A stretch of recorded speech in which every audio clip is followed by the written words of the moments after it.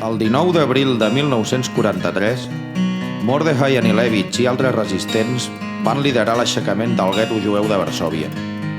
Malgrat trobar-se en les pitjors condicions possibles, encerclats pels quatre costats pel poderós exèrcit nazi, i malgrat saber que les opcions de victòria eren nules, van resistir durant setmanes.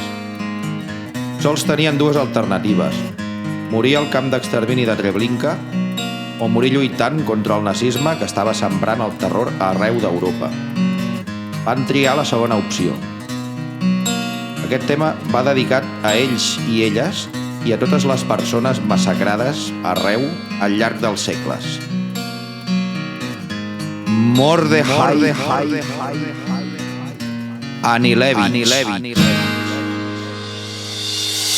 Tot ple de sang, de pocs i de runes que portaven la vida dels últims resistents, els que anaven acomiadar-se d'un món que els odiava, que els volia anorreats. I fora de la història, quan ningú s'esperava, van ser la fúria contra la bèstia nazi al cor de Varsòvia.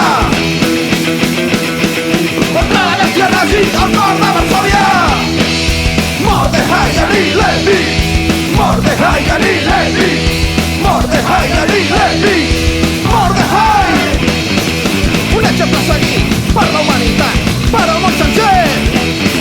Un exemple a seguir per als trepitjats, per als trepitjats. Un exemple a seguir per als abusats, per tots els maltractats. Un exemple a seguir per tots els torturats, per tots els massacrats. 19 d'abril del 43, la resistència al gueto s'alça del no-res. Ningú no s'ho esperava, ningú no es va ajudar, però van demostrar al món que volia morir lluitant. I amb molt poques armes i molta dignitat. Mordechai Anilevich, Mordechai Anilevich, Mordechai Anilevich, Mordechai.